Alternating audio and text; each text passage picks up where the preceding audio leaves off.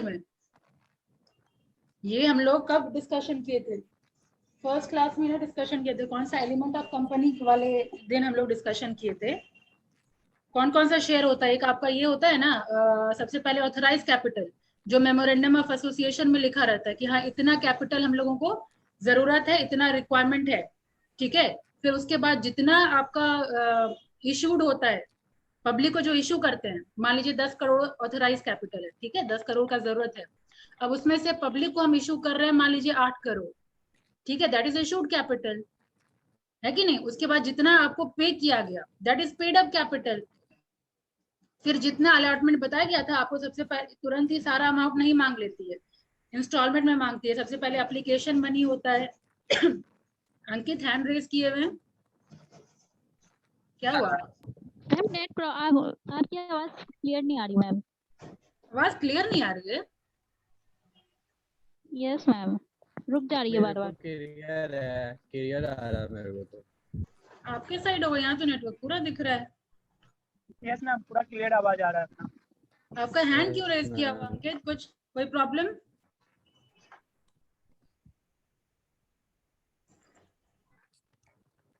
अगर दिक्कत हो रहा है सुनने में तो बताइए, नेटवर्क चेंज करना पड़ेगा। फिर मोबाइल गया क्या? बताइए, सुनने में दिक्कत आ रही है, नेटवर्क चेंज करना होगा। मैम अंकित का आवाज नहीं आ रहा, वही बोल रहा है। अच्छा, आवाज नहीं आ रही है, कोई बात नहीं, मैं बता अंकित का नेटवर्क अंकित एक बार से कनेक्ट करो। क्वेश्चन चूंकि आपका था अंकित, तो आप आइए ज्वाइन करिए, फिर मैं बताती हूँ। मेरी आवाज जा रही है ना? अगर आपको आपके आवाज आने में प्रॉब्लम है तो आप चैट के थ्रू बता सकते हैं। अब आ रही है मैम, आ रही है मैम आपका आवाज पूरा क्लियर आ रही है। ठीक है, अंकित को ज्वाइन करने दीजिए, थोड़ा होल्ड कर लीजिए।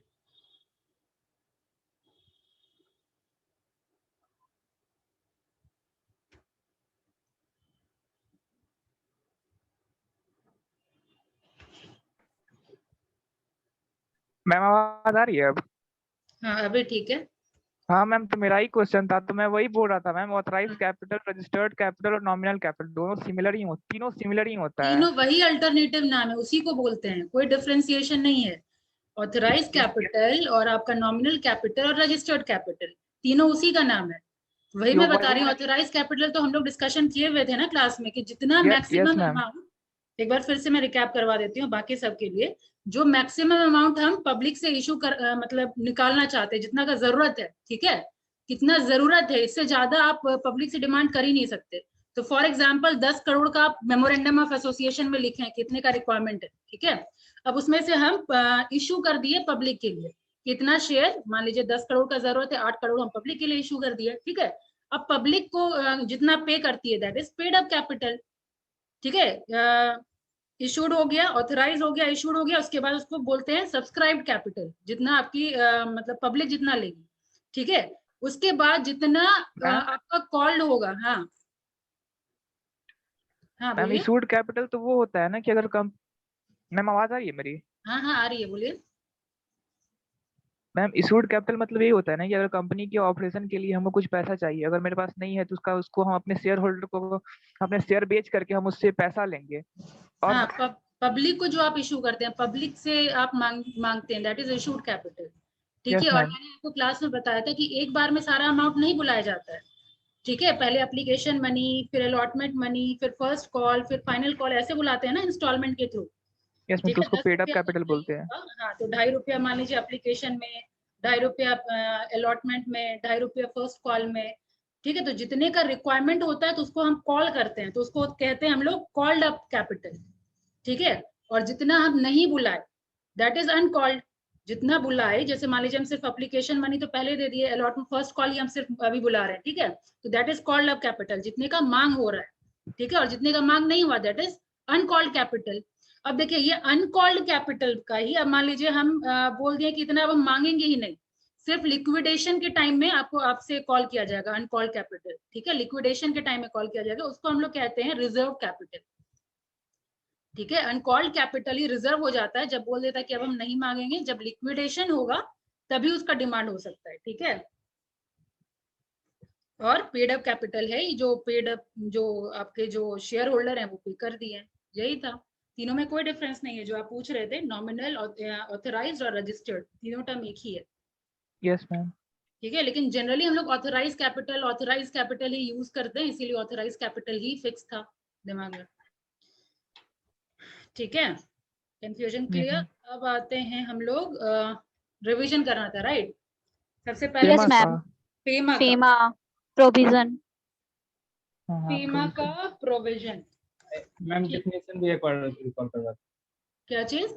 डेफिनेशन उसमें 3-4 लिख पाए हुए हैं ना, हाँ, वो एक बार बस बोल दीजिए। सब मैं बता रही हूँ, शुरू से बता रही हूँ। देखिए, फेमा में आपको बताया गया था, यहाँ पे फॉरेन एक्सचेंज ट्रांजैक्शन का जो भी रेगुलेशन होता था, पहले होता था फेरा के थ्रू, जो 1973 में था। ठीक है, तो पहले क्या था, इसको ड्रैकोनियन एक्ट बोलते थे, या फिर बहुत ही स्ट्रिक्ट एक्ट बोलते थे। ठीक है, बहुत ही ज्यादा नियम कानून था, जिसकी वजह से क्या हुआ कि हमारे देश में फॉरेन एक्सचेंज का शॉर्टेज होने लगा, फॉरेन रिजर्व का शॉर्टेज होने लगा। ठीक है, तो 1999 के बाद, सॉरी 1991 के बाद जरूरत पड़ा थोड़ा लिबरल होने का, लॉ को थोड़ा लिबरल करने के लिए वो रेगुलेशन छोड़ के, कंट्रोल छोड़ करके आपका फेमा लाया गया, मैनेजमेंट। ठीक है, जिसका काम क्या Yes, ma'am. जिसका काम क्या था, फैसिलिटेट करना, एक्सटर्नल ट्रेड को फैसिलिटेट करना, फॉरेन एक्सचेंज मार्केट को बेहतर बनाना।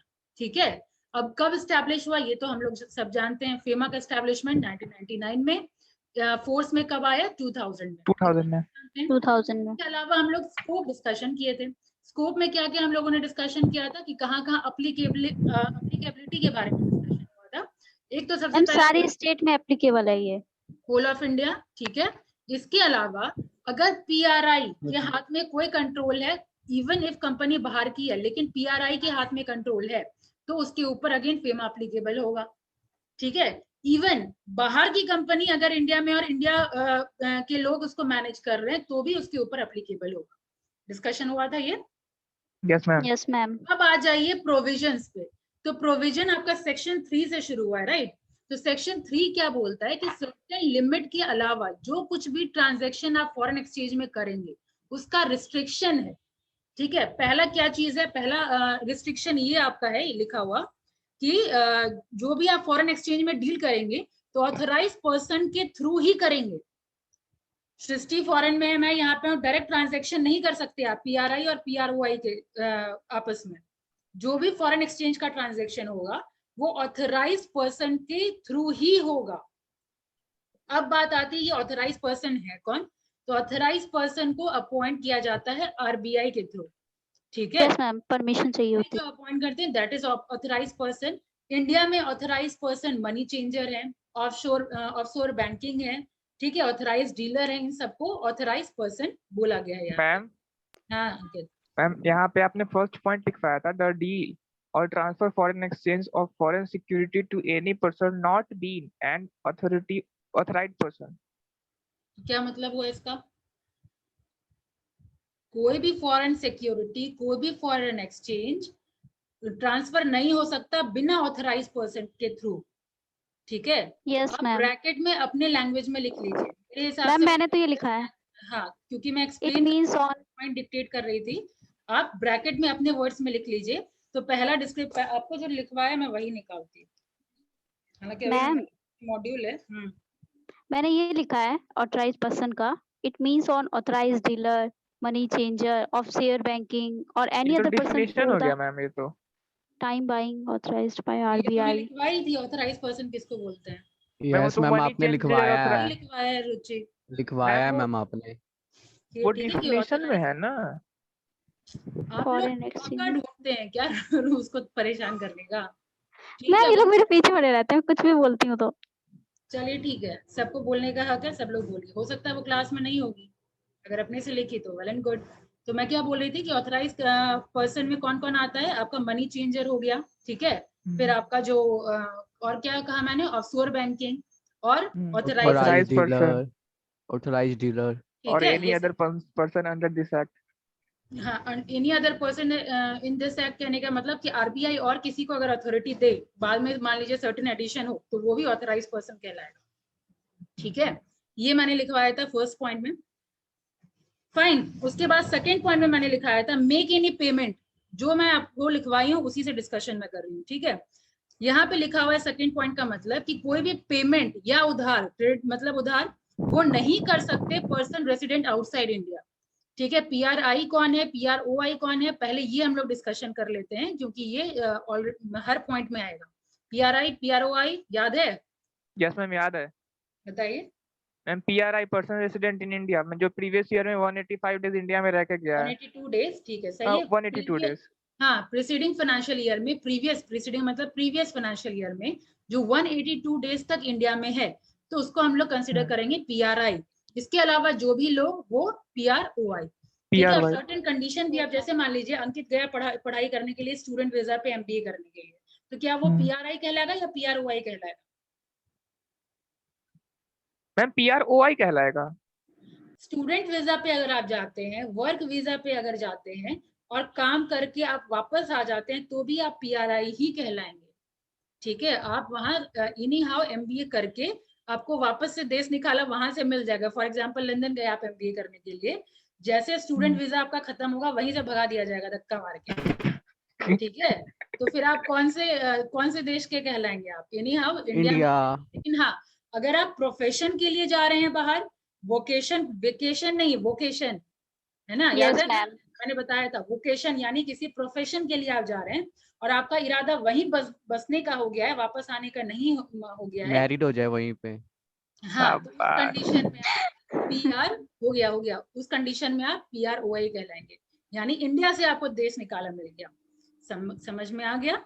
और यही ऑन कॉन्ट्ररी अगर बाहर के देश के लोग यहाँ अगर आ रहे हैं बसने के लिए, ठीक है, यहाँ से चले गए बाहर बसने के लिए, तब तो यहाँ से देश निकाला। लेकिन हाँ, ऑन कॉन्ट्ररी अगर दूसरे देश के लोग यहाँ आते हैं तो उनको भी मिलना चाहिए ना भाई, यह सहानुभूति इस देश का कि सब लोग यही करने आ रहा है, यहीं पे बाल बच्चा सारा यस मैम आ गया है। जैसे ये बोल रहे हैं, हाँ शादी भी कर लिया है, ठीक है, आपका जॉब वगैरह भी यही है, मेरे दोस्त का हुआ है ना। हाँ, तो फिर वो तुम्हारा दोस्त सबसे बड़ा है? ठीक है, अरे भाई सीनियर है ना। टॉपिक अच्छा, सीनियर तुम्हारा दोस्त है? मैम आप इन लोगों को निकाल दीजिएगा। मैम आप पर आइए, ये वैसे पूछता रहेगा। क्या? अब चलिए सुनिए फटाफट, क्या मैं बोल रही थी। तो यहाँ पे आकर के बसने का सोच लिए तो अगेन PRI कहलाएंगे। लेकिन ये बात ध्यान रहे कि ऐसा नहीं कि आप बिजनेस यहाँ खोले और आप PRI कहलाएंगे।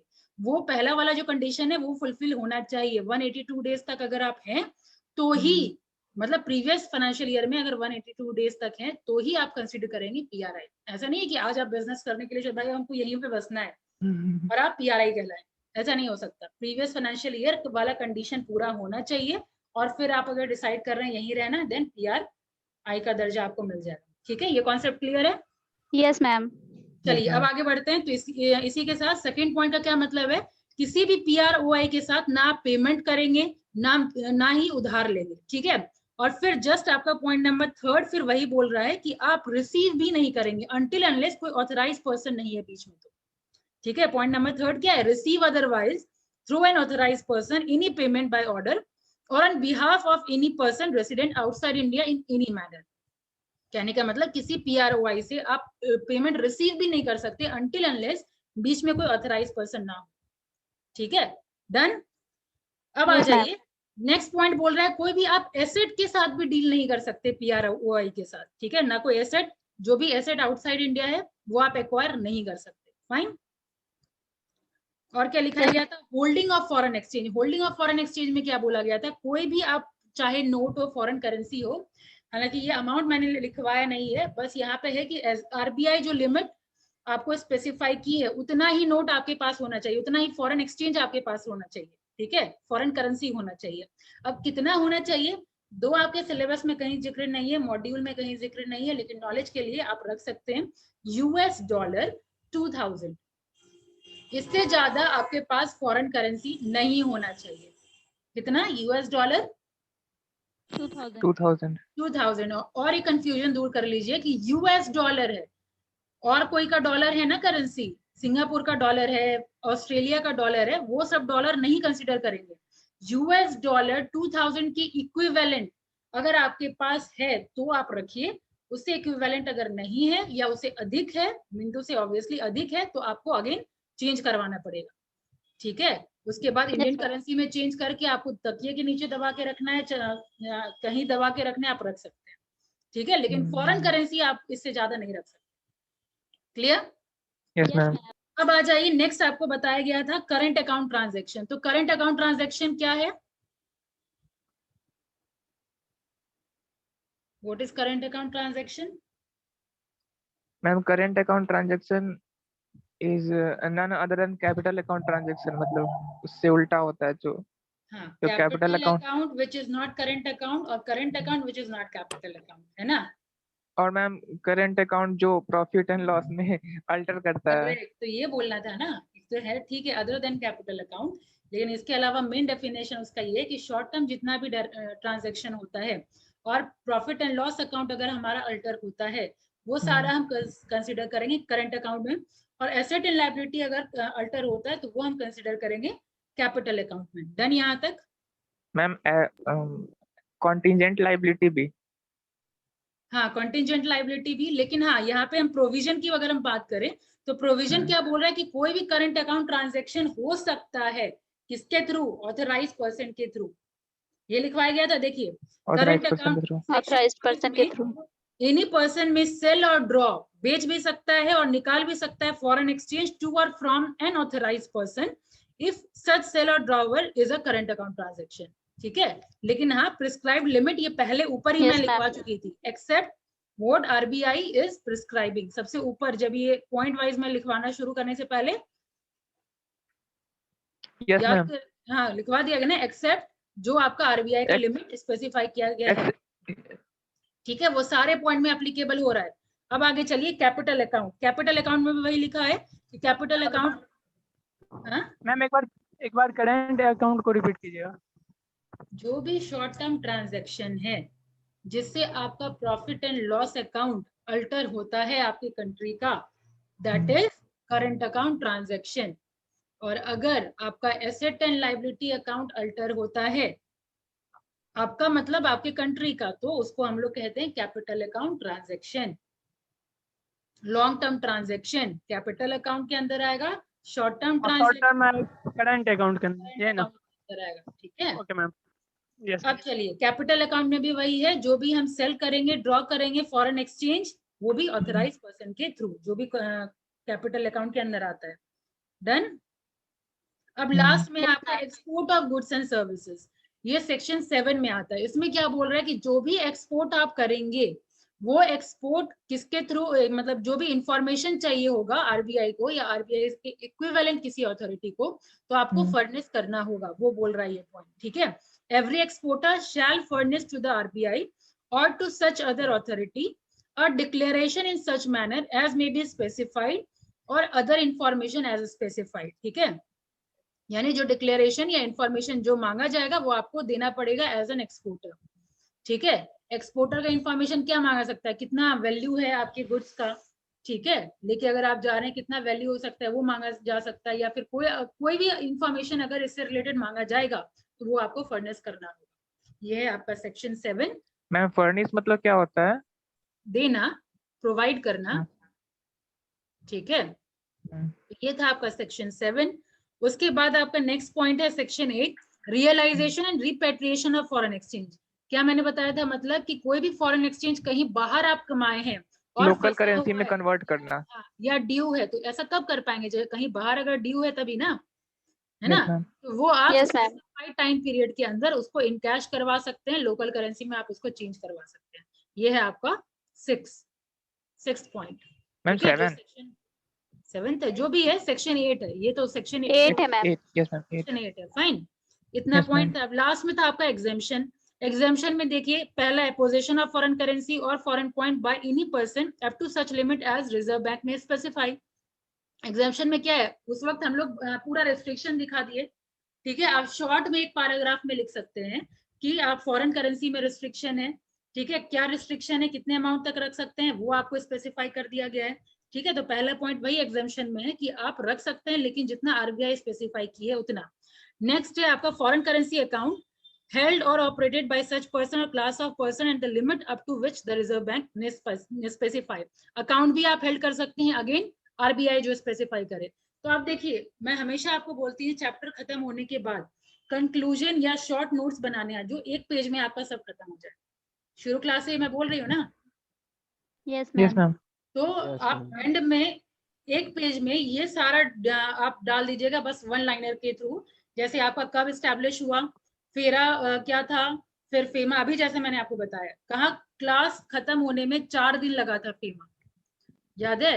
जब हम Yes, लोग ma'am. डिस्कशन कर रहे थे तो 4 दिन लगा था खत्म होने में, रिवीजन करने में 1 दिन लगा। Yes, ma'am. कहने का क्या मतलब, हाफ एन आवर 45 मिनट्स, ठीक है, इतने टाइम में हम लोग खत्म कर लिए। तो ये कैसे हो पाता है, आप जब एक बार पढ़ लेते हैं ना तो आपको पता चल जाता है कि कौन सा इंपॉर्टेंट पॉइंट है, कौन कौन सा फालतू पॉइंट है, ठीक है। उस टाइम एक्सप्लेन करने के लिए आपको सारा कुछ मैंने बताया था, लाइक ऑथराइज पर्सन का भी डेफिनेशन लिखवाया था, करंट अकाउंट का भी डेफिनेशन लिखवाया था।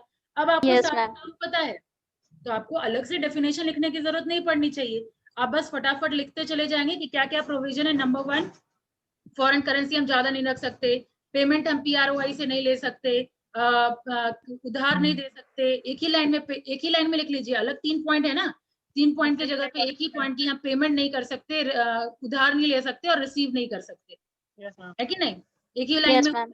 हम इस और तरीके बिना ऑथराइज पर्सन के डील नहीं करेंगे। ऑथराइज पर्सन के अलावा हम डील नहीं कर सकते, राइट? तो ये सब है शॉर्ट में फटाफट लिख दिया, लेकिन जब एग्जाम में बैठेंगे तो फिर इसी को हम लंबा खींच देंगे, जैसे आपको बताया गया है क्लास में, जैसे डिक्टेट करवाया गया है, ठीक है। लेकिन Yes, ma'am. मेरे दिमाग में बैठ गया ना, एक दिन में एक मतलब 5 मिनट्स में आपका एक चैप्टर का रिवीजन खत्म हो जाएगा जब एग्जाम में बैठेंगे तो, ठीक है। तो एग्जामिशन में भी देखिए कुछ अलग नहीं है। पहला एग्जामिशन वही बोला गया है कि आप अकाउंट हेल्ड कर सकते हैं, फिर फॉरेन करेंसी आप हेल्ड कर सकते हैं जो RBI में स्पेसिफाई है। 8th डे ऑफ जुलाई 1947 से पहले जो भी Ma'am, कमाया, आप क्या कैमरा फ्रीज हो गया आपका। मैम आप पोज हो गई हो। अभी Fourth? बताइए, अब आ रही है मैम। अभी ठीक है? हाँ, तो मैं क्या बोल रही थी, नेक्स्ट पॉइंट क्या है कि 8th डे ऑफ जुलाई 1947 से पहले जो कमाया हुआ है वो आप निकाल सकते हैं, फाइन। उसके बाद है foreign exchange held by a foreign resident in India up to such limit as ma'am आपका क्या मैम आपका वॉइस क्लियर नहीं आ रहा है, कट कट के आ रहा है, ब्रेक हो सबको गया। ऐसा प्रॉब्लम हो रहा है? Yes ma'am. Yes ma'am. Yes, ma'am. अभी मैम बताइए, आपका नेटवर्क मैम अब अभी तो आ रहा है क्लियर। अब Yes, क्लियर ma'am, है? तो सही आ रहा फटाफट है। 2 ही पॉइंट बचा है, फटाफट सुन लीजिए। अब देखिए, हम लोगों ने ये डिस्कशन किया कि हम बाहर का कोई इमूवेबल प्रॉपर्टी, मतलब देश के बाहर, इंडिया के बाहर अगर है तो उसको हम एक्वायर नहीं कर सकते, होल्ड नहीं कर सकते, पोजेस नहीं कर सकते। लेकिन यही अगर प्रॉपर्टी आपको गिफ्ट में मिला है, इनहेरिटेंस में मिला है, तो आप एक्वायर कर सकते हैं। Ancestry property. हाँ, इनहेरिटेंस मतलब वही होता है, वो अगर मिला है तो अगेन आप कर सकते हैं, या जब आप फॉरेन में थे तो वो आपका कमाया हुआ है, सर्टेन प्रॉपर्टी आपका कमाया हुआ है, फॉरेन में थे वहां आप कमा के वो एक्वायर किए, तो अगेन आप ले सकते हैं। मैम अक्वायर या होल्ड करना मतलब अपना हक जताना ना उस पे, हाँ, हक जताना इन द सेंस आप कब हक जता सकते हैं? जब अपना जब होगा। ओनरशिप आपके पास में है। हाँ, यस मैम। ठीक है। Yes, ma'am. तो वही है आपका एग्जाम्शन में जो लास्ट पॉइंट देखिए, foreign exchange acquired from employment, business, trade, vocation, service, honorarium, gifts, inheritance or any other legitimate means. Legitimate means अगर लीगल है तो, ठीक है, लेजिटिमेट मतलब लीगल, लीगली अगर करेक्ट है तो, इससे अगर आप एक्वायर किए हैं up to such limit as RBI में स्पेसिफाई, ठीक है। अब जरूरत से ज्यादा अगर होल्ड कर रहे हैं तो अगेन क्वेश्चन मार्क होगा। अगर जो RBI स्पेसिफाई किए कि हाँ इतने तक आप रख सकते हैं तो उतना आप रख सकते हैं, ठीक है। अगर आपका कमाया हुआ एम्प्लॉयमेंट के थ्रू, बिजनेस के थ्रू, गिफ्ट के थ्रू या फिर इनहेरिटेंस के थ्रू, ठीक है। Yes ma'am. तो ये Yes, ma'am. था सिंपल इजी अंकित। यस मैम था। तो बस वही करिए, हर चैप्टर के बाद आप एक छोटा सा की पॉइंट खाली सिर्फ लिखते जाइए लास्ट पेज में, तो बेहतर हो जाएगा। मैं ठीक बोल है, रहा था ना, हम्म, ये एग्जिट पॉलिसी और लेबर वेलफेयर का ना नोट्स खुद से बनाते हैं। मैं तो हमेशा क्लास 1 से ही आपको इनकरेज कर रही हूँ कि खुद से बनाइए। एक्सप्लेनेशन पार्ट मेरा वैसे पता है, सिलेबस भी जल्दी हो जाएगा। मुझे टाइम क्यों लग रहा है, अब तक सिलेबस खत्म हो जाता है, मैं डिक्टेट करवा रही हूँ इसीलिए टाइम लग रहा है। अगर आप लोग Yes, ma'am. सब लोग खुद से समझ, जैसे मान लीजिए क्लास जब होता है आप लोग रफली लिखते जाइए जो पॉइंट डिस्कशन हो, ऐसे क्या है कि आप अलर्ट भी रहेंगे, अलर्ट रहेंगे कि अच्छा इस लाइन में ये बात हो रहा है, ये लाइन इंपॉर्टेंट है, ठीक है। आप रफली लिख लिए, अपने लैंग्वेज में लिखे तो आप बेहतर समझ भी पाए, ठीक है, क्लास खत्म होने के बाद आप अच्छे से फ्रेश नोट डिटेल में आप कभी नेट सर्च करके बुक पढ़ के और डिटेल नॉलेज लेकर के आप उसको और बेहतर बना सकते हैं। ठीक है, Yes, कॉलेज ma'am. का पढ़ाई ऐसा ही होता है। वो तो कुछ बच्चे नहीं लिख पा रहे थे तो लिखवाना पड़ा, लेकिन कॉलेज की यस पढ़ाई मैम, ऐसी होती है। सेल्स और गुड्स सेक्टर का सारा नोट्स आपका लिखवाया हुआ है, जल्दी कुछ समझ ही में नहीं आता है। अब ये तो भाई बदनाम करने वाला बात हो गया, लिखवाया गया ही इसीलिए है कि आपको समझ में आए इजी लैंग्वेज में। ये कोई बात तो तो लिखवाया गया वो समझ में नहीं आया तो फिर मैं लिखवा क्यों रही थी? तो टाइम वेस्ट ना। नो मैम, आप उसके बाद रिवीजन हुआ है ना, तब समझाएंगे तो समझ में आया अच्छे से। तो समझाने पे ही समझ में आता है। जब मैं लिखवाती हूँ तो आप लोग क्या करते हैं, लिखवाने वाले पहले इसका ध्यान नहीं था, बाद में ध्यान दिया। लिखने पे ध्यान देते रहते हाँ हैं। लिखने पे ध्यान देते हैं, जो समझाने वाला पार्ट चलो अभी लिखना बंद हो गया, थोड़ा रिलैक्स दिमाग में ये चलता है। मैं भी Yes, ma'am. स्टूडेंट रह चुकी है, मुझे पता है जब कोई ज्यादा लिखवाता है ना तो लिखते हैं, और जब समझाने लगा चलो अभी आराम है, अभी लिखना नहीं है, दिमाग में रिलैक्स करने का टाइम है, जब तक मैं बोल रही हूँ। होता है कि नहीं होता है? यस और no? Yes, Yes, ma'am. Yes, ma'am. ma'am. Exactly ऐसा ही होता है। लिखवाना है, ठीक है, समझा रही है, रिलैक्स, सब कुछ रिलैक्स, सिर्फ हाथ रिलैक्स नहीं, दिमाग भी रिलैक्स वाले मोड में चला जाता है, कान भी ऐसा होता है कि चला कितनी जाता बार ऐसा होता है कि हेडफोन खोल के आराम से कोई आप थोड़ा रिलैक्स। हाँ बोला, विराट बोला। है।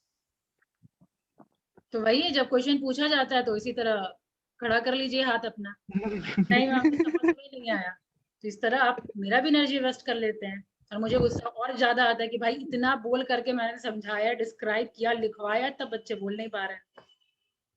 ठीक है, तो उस वक्त फिर डिमोटिवेशन मुझे फील होने लगता है, आप लोगों को तो खैर बाद में, मुझे डिमोटिवेशन पहले फील होने लगता है, कितना मेहनत करी तब मैं की क्यों। ठीक है, अगर आप लोग ऐसा करें तो वेल एंड गुड, सिलेबस भी जल्दी होगा। मैं बस एक्सप्लेनेशन पार्ट पे ध्यान दूंगी, आप लोग रफली लिख सकते हैं अपना नोट्स। ठीक है,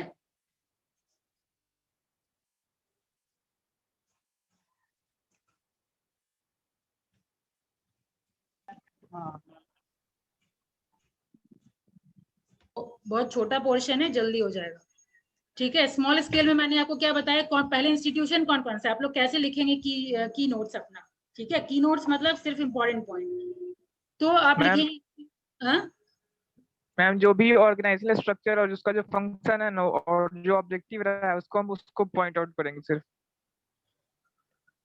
हाँ, ऑर्गेनाइजेशनल स्ट्रक्चर स्मॉल आपको नहीं बताया और गया। मैम फंक्शन तो सेम है ना सबका? फंक्शन सबका ऑलमोस्ट सेम है, और ऑर्गेनाइजेशनल स्ट्रक्चर तो आपको स्मॉल इंडस्ट्रीज में कहीं नहीं बताया गया है। आपको यहाँ पे मेन काम फोकस करना है कि क्या क्या फंक्शन प्रोवाइड करती है, उसमें जो सिडबी का बस थोड़ा इलॉबरेटेड फॉर्म है, और क्वेश्चन स्मॉल इंडस्ट्री से आएगा तो सिडबी से ही आएगा, बाकी सबका बहुत उतना, जैसे आपका ये जो है NSIC हो गया, SSIDC हो गया, तो बस आप वही लिख लीजिए कि कब उसका एस्टेब्लिशमेंट हुआ है। ये भी 1956 में, ऑफिस भी NSIC का दिल्ली में, इसका ऑफिस कहाँ बताया गया था? ये तो खैर स्टेट वाइज है, जैसे जहां स्टेट होगा उसके हिसाब से उसका फंक्शन होगा। ठीक है, अब दोनों के फंक्शन। Yes ma'am. क्या अमरेंद्र, म्यूट कर लीजिए, आवाज आ रही है। म्यूट कर लीजिए मैम अमरेंद्र। आवाज कट रही है आपकी। आज आपका नेटवर्क सही नहीं है। नेटवर्क अभी आवाज सही है?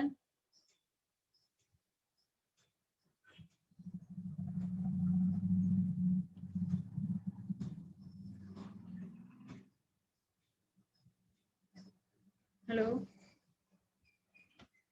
हाँ